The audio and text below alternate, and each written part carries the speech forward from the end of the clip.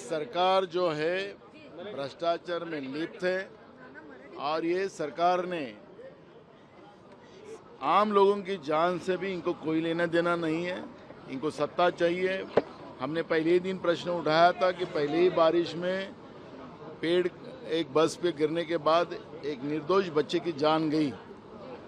आज इनके विकास का ये दूसरा नज़ारा सामने आया।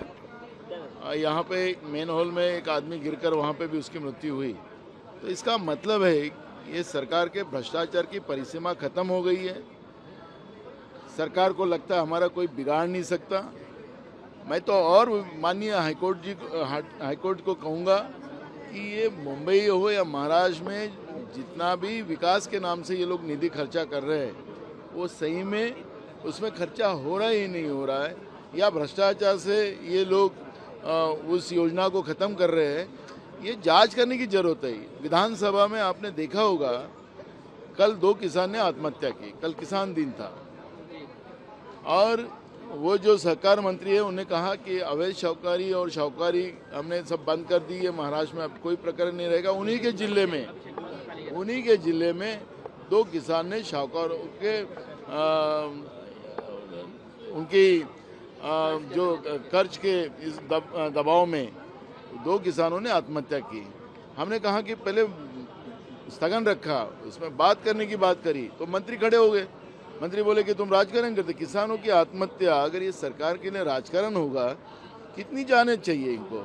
बम्बई में लोग मर रहे पानी में, सरकार के भ्रष्टाचार में किसानों की आत्महत्या हो रही है। क्या महाराष्ट्र में लोगों को जीने का अधिकार नहीं है? सब भगवान भरोसे हो गए। जो राम मंदिर में चोरी करने वाले लोग, जो उनके वंशज यहाँ सत्ता में बैठे हैं, उनके बारे में अब क्या बात करेंगे। और इसलिए ये इतनी मस्ती इन लोगों को आई है कि ये अब लोगों से डरना इनको अब नहीं है। हम तो कुछ भी करेंगे, चुनाव में पैसे बांटेंगे, हम जीत के आएंगे, भगवान श्री राम का नाम लेंगे, चुनाव में जीत के आएंगे, मुस्लिम हिंदू बात करेंगे, उसमें हम जीत के आएंगे। यही सोच है। मरने वाले भी हिंदू थे, भगवान श्री राम में चढ़ावा चढ़ाने वाले भी हिंदू थे और इनको क्या अधिकार दे दिया है भगवान श्री राम ने लूट कराने की, लोगों की जानें लेने का। और इसलिए बहुत गुस्सा तो बहुत आ रहा है मुझे, लेकिन मैं कोई एक मर्यादा है हम लोगों को। लेकिन ये सरकार को अब भगवान ही इनको सबक सिखा सकता है। ऐसा करें।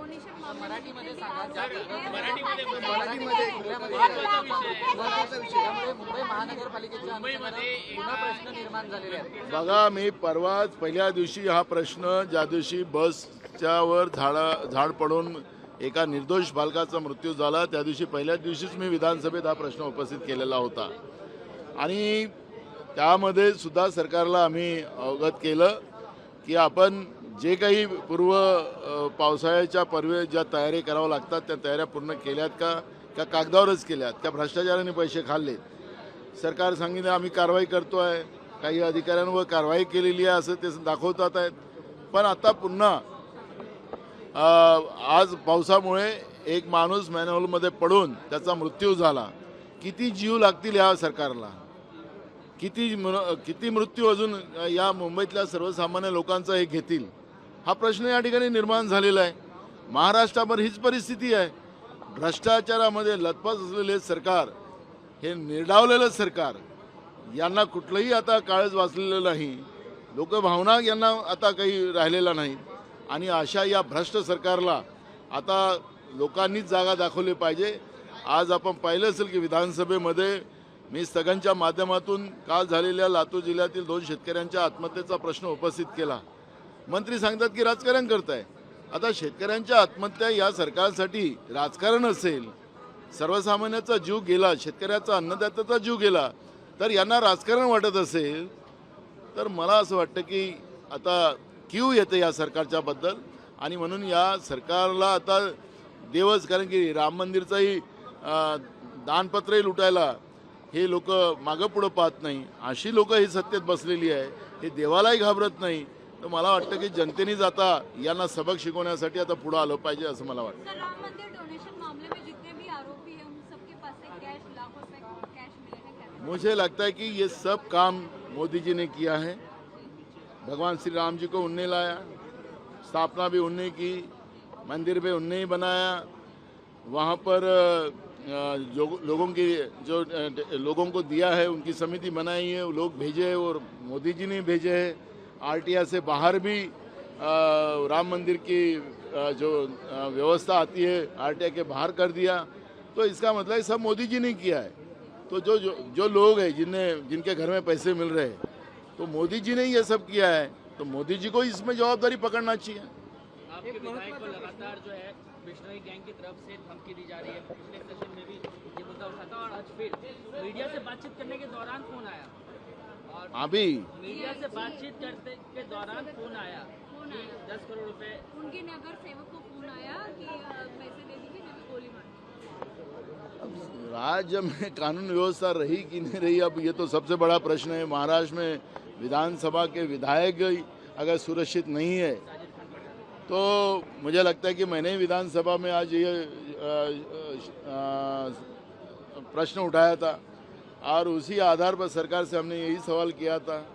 तो सरकार यह विधायकों की सुरक्षा नहीं बहाल कर सकती और जो एमपी चुरा के लेके गए उनको Y+ सिक्योरिटी दी और इसको जिसको विष्णु गैंग का थ्रेट आ रही है उसको कुछ सुरक्षा भी नहीं माहौल दी जा रही है। यहाँ पर एक से मिनिस्टर बाबा सिद्दीकी उसका मर्डर इन लोगों ने किया। अब मुझे लगता है कि महाराष्ट्र की सरकार और वो गैंग जो वैष्णवी गैंग ये क्या मिलीजुली है क्या, ये प्रश्न खड़ा हुआ है। क्या लोगों को इस तरह से डराने का काम वो गैंग के माध्यम से हो रहा है क्या सरकार का इसमें इन्वॉल्व है क्या, ये प्रश्न अब हमारे सामने खड़ा हो रहा है। नाना, एक महत्त्वाचा प्रश्न आहे. आमदार दिलीप लांडेंनी म्हटलंय की जी साकी नाक्यामध्ये घटना घडली या घटनेच्या पाठीमागे एक हातकाटाचा संशय आहे का किंवा त्याचं कनेक्शन आहे काही शोधावं लागेल. म्हणजे एकीकडे जर महापालिका अशा पद्धतीने महापालिकेची जबाबदारी असताना ह्या सगळ्या घटना घडत असतात. मी तुम्हाला सांगतो हा सत्तेचा माज आहे. काल एका मंत्र्यांनी काय सांगितलं की ते नैसर्गिक आपत्ती होते झाड पडणं, म्हणजे हे काय माझाचा प्रकार आहे. जबाबदारी घ्यायला तयार नाही आहे. अहो पूर्वतयारी केली आहे ना पावसाळ्याच्या पहिलेची, मग झाड कसं पडलं. झाड कमजोर असेल, त्याचा फांदा कमजोर असेल तर त्याला काढायला पाहिजे होतं. तुम्ही कागदावर काढून दाखवलं त्याच्यामुळे जीव गेला. त्याचप्रमाणे हे मेनॉल खुलं होतं तर याला मग तुमचं प्रशासन काय करताय, तुमचं महानगरपालिकेमध्ये बसलेले पदाधिकारी काय करतायत महायुतीचे, या सरकार काय करताय. आखरी हे सगळं निसर्गावर ढकलणं, या एखादी या पद्धतीची घटना झाली की तिला आपल्या अंगावरून ढकलणं, त्या सामान्य माणसाचा जीव गेला, त्या जीवापेक्षा यांना आपलं कातडं वाचवणं हे महत्त्वाचं असेल तर त्यांच्यासाठी ते लखलावं. 158 कोटी या नालेसफाईसाठी खर्च करण्यात आले होते. मी तुम्हाला सांगितलं म्हणून तर त्या पैशाचा हिशोब घेतला. हा जनतेचा पैसा आहे, काही आहे या सरकारचा किंवा महानगरपालिकेमध्ये बसलेल्या पदाधिकाऱ्यांचा घरचा पैसा नाही आहे. या जनतेच्या सुखसुविधेसाठी त्यांच्याकडे कर रूपाने घेतलेला पैसा आहे. त्या पैशाचा हिशोब आता यांना द्यावं लागेल, नाहीतर लोक यांना आता यांची जागा दाखवल्यास शांत बसणार नाही.